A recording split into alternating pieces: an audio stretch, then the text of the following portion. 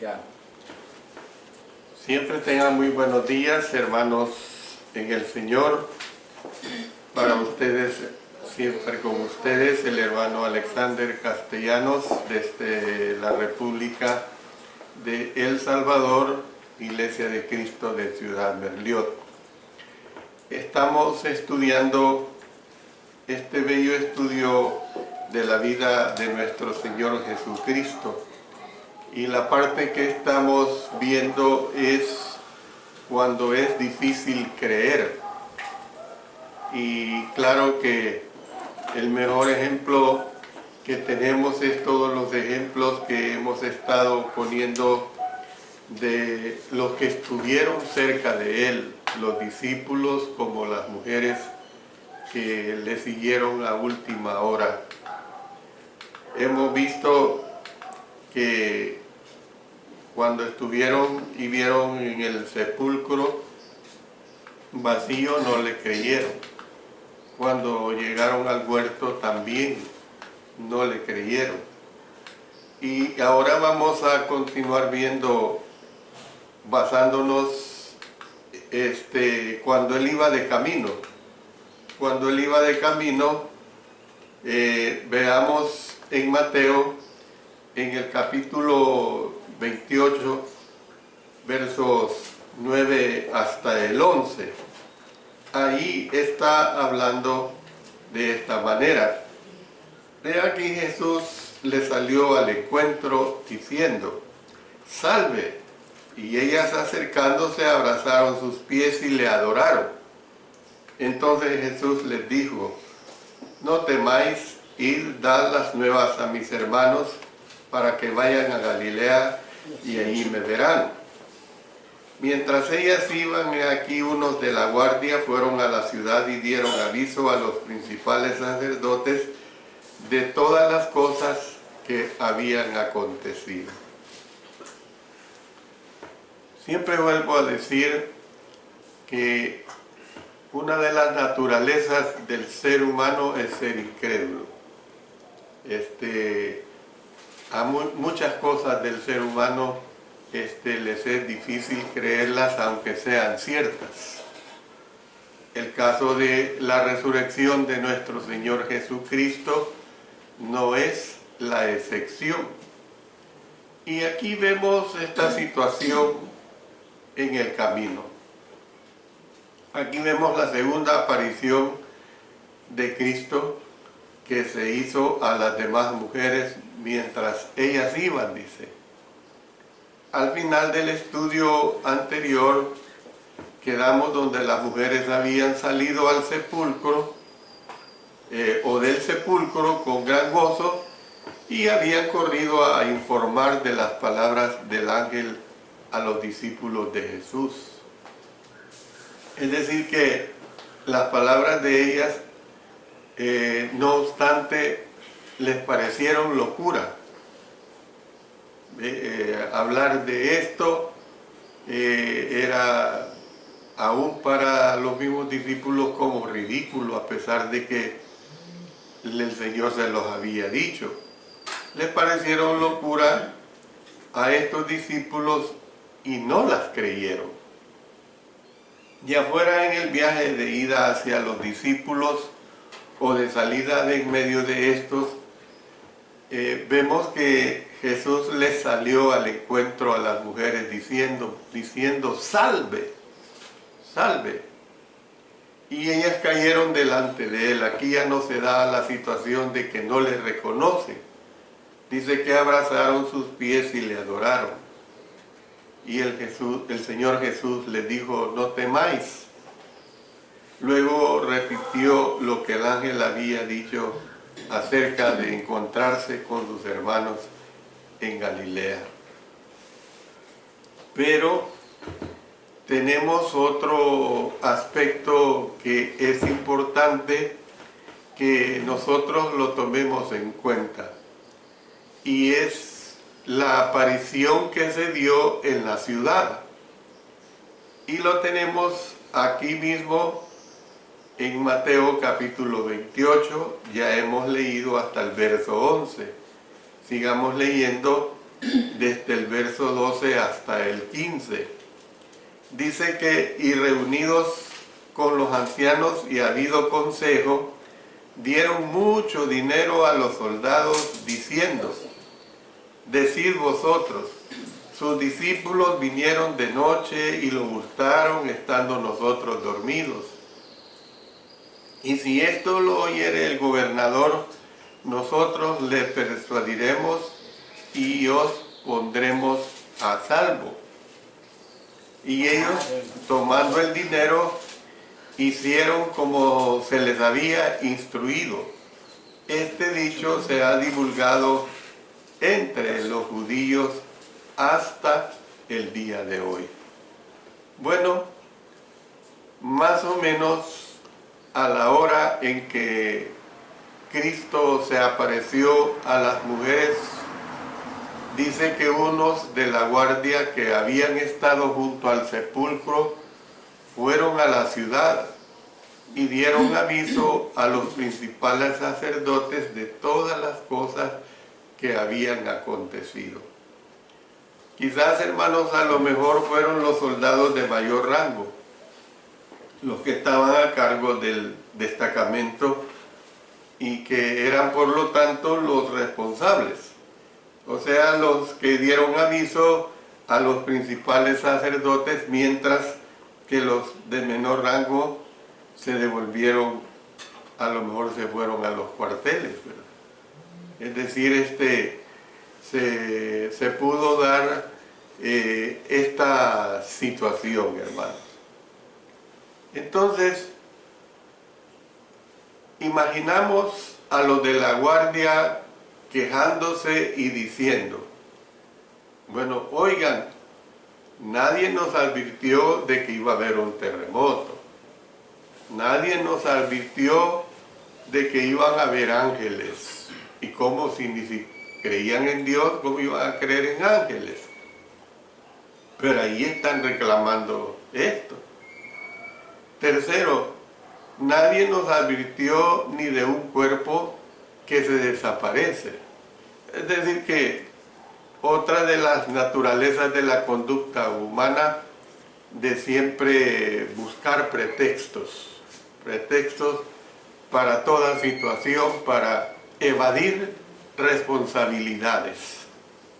Entonces, nos parecería que ahora sí los dirigentes judíos tendrían que considerar seriamente la afirmación de Jesús en el sentido de que Él es el Mesías.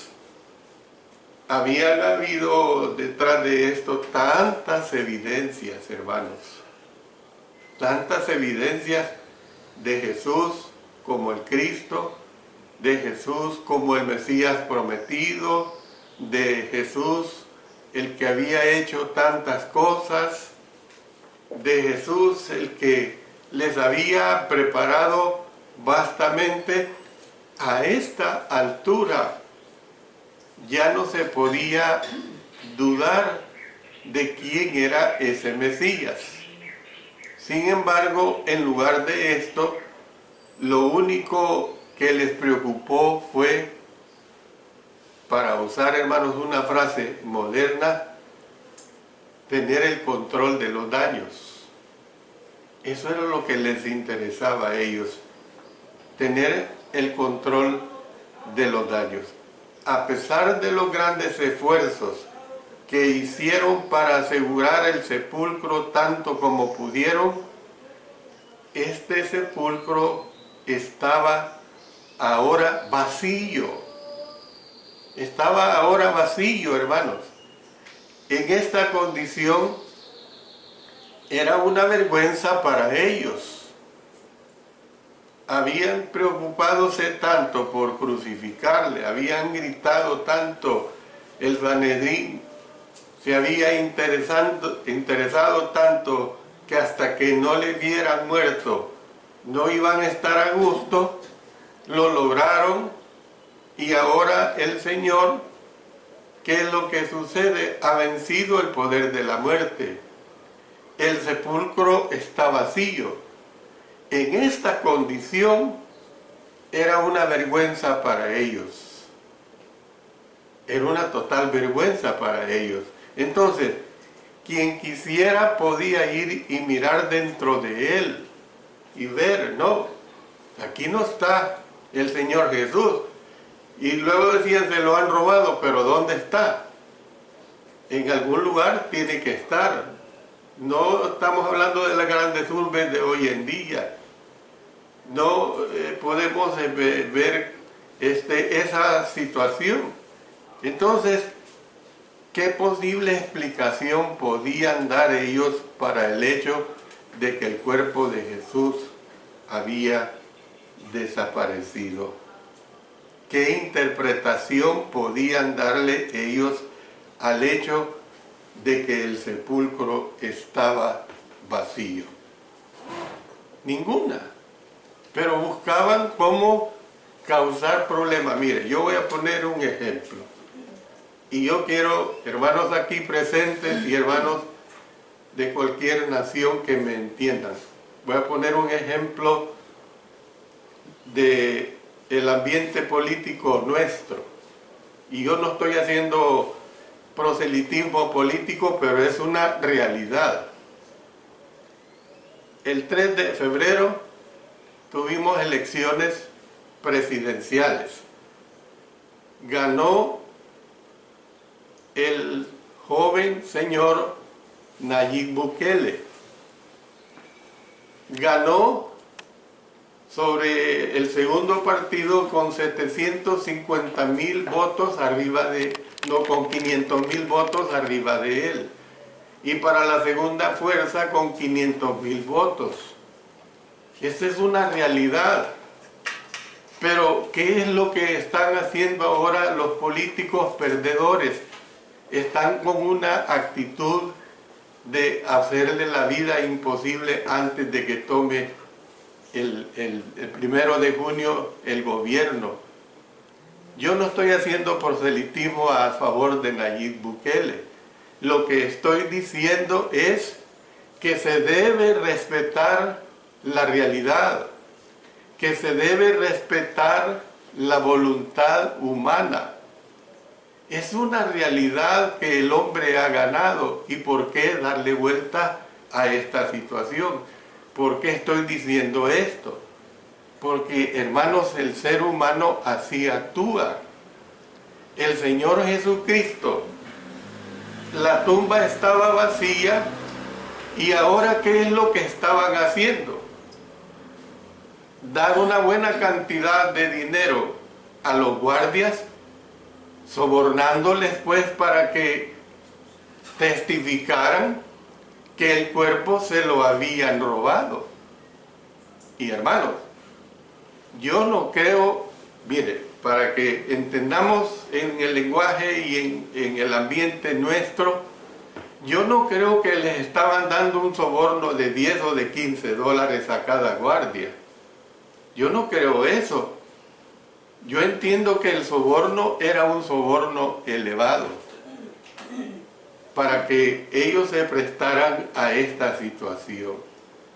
Por eso es que digo, el ser humano siempre buscará pretextos, buscará situaciones en las cuales no aceptar. Y cuando yo estoy poniendo este ejemplo de nuestro ambiente político, ¿por qué lo estoy diciendo? Porque nos guste o no nos guste, el Señor nos manda a través de sus escritores inspirados, y usted lo puede encontrar en las Sagradas Escrituras, que nosotros tenemos que orar por los gobernantes. Mi esposa y yo todas las noches oramos por el nuevo presidente electo. ¿Por qué oramos? Oramos porque tenga sabiduría en gobernar cuando llegue al poder. Oramos porque le dejen gobernar. ¿Me entiende? Y eso es indistinto de que nosotros hayamos dado o no el voto a favor de él. Pero como cristianos, nosotros tenemos que entender esa situación, hermanos. porque de lo contrario nosotros nos ponemos en situaciones, en actitudes completamente carnales. Eso es lo que nosotros tenemos que entender, hermanos. ¿Por qué? Porque las naciones son destruidas debido a los malos gobiernos que se dan en el mundo entero. Habrán excepciones, en todo lo hay, excepciones buenas, gracias a Dios. Entonces, hermanos, aquí vemos una situación bien clara. El Señor Jesús había resucitado y que estaban haciendo lo imposible para que no se creyera en esa resurrección. Más adelante vamos a ver, hermanos, miren qué hermoso es. Primero se le aparece a María Magdalena, después a Juan y a Pedro. En el camino se le aparece a otras mujeres. Después se le aparece a los 12 discípulos. Pero llega un momento en que el Señor se le apareció como a 500 seguidores de Él. Hermanos, 500 seguidores. Hombre, estamos hablando de 2 o 3 testigos que valen la pena. Ante un juicio valen la pena 2 o 3 testigos, pero hermanos, cuando la Escritura nos habla que se le aparece como a 500 personas y que lo veremos más adelante, eso tiene mucho peso, eso tiene mucho valor. ¿Ve? Tenemos que entender estas situaciones. Al final decidieron echar a andar un rumor en el sentido de que los discípulos de Jesús habían hurtado el cuerpo. ¡Qué desfachatez, hermanos! ¡Qué falacia! ¿Qué falacia es eso? Los principales sacerdotes y los ancianos, la Escritura lo dice, dieron mucho dinero. Hermanos, no es una pichichuela. Dieron mucho dinero a los soldados diciendo, decid vosotros, sus discípulos vinieron de noche y lo hurtaron estando nosotros dormidos. Esto sigue dándose ahora en día, hermanos. Los testigos falsos, personas que ocupan para atestiguar y decir falsedades acerca de una persona que quieren que la condena sea peor de lo que debería de ser. Entonces, hermanos, era, por decirlo así, un cuento ridículo entonces, hermanos. Y yo les digo, sigue siendo un cuento ridículo hasta ahora en día, hermanos. A través de los tiempos ha habido siempre interés en desvirtuar lo bueno, hermano. Lo absurdo de este cuento inventado por el Sanedrín revela la desesperación en la cual ellos cayeron. O sea, a causa de los recientes acontecimientos que se habían dado. No hay duda que al remover los discípulos la pesada piedra del sepulcro, estos hubieran hecho suficiente ruido para despertar por lo menos a uno de los soldados. Pero aquello no se dio, hermanos. Además, si los soldados estuvieran dormidos, ¿cómo hubieran sabido que los ladrones de tumba serían los discípulos, hermanos? Ven, sí, es que sobre esto habría y hay una diversidad de argumentos que se pueden presentar. Y yo le digo una cosa, hermano, que el malo siempre se inventa lo peor. Esa es una realidad. Y aquí lo vemos nada menos con la divinidad de nuestro Señor Jesucristo. Porque aquí ya lo vemos otra vez totalmente divinizado, en su cuerpo resucitado, en su cuerpo transformado. Había resucitado y ¿qué me importa que haya resucitado?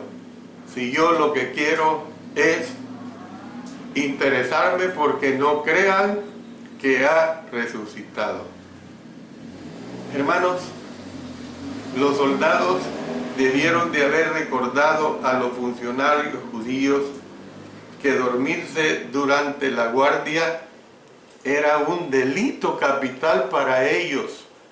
Y mire, se lo voy a ilustrar. Miren lo que dice el libro de los Hechos. Vámonos al libro de los Hechos en el capítulo 12, en los versos 18 y 19. Miren lo que dice acá. Luego que fue de día, hubo no poco alboroto entre los soldados sobre qué había sido de Pedro. Mas Herodes, habiéndole buscado sin hallarle, después de interrogar a los guardas, ordenó llevarlos a la muerte. Y los mató, hermano. Los mató. Después descendió de Judea a Cesarea y se quedó ahí. Más adelante en el capítulo 16, en el versículo 27, que lo usamos como uno de los ejemplos de conversión, vemos este ejemplo también.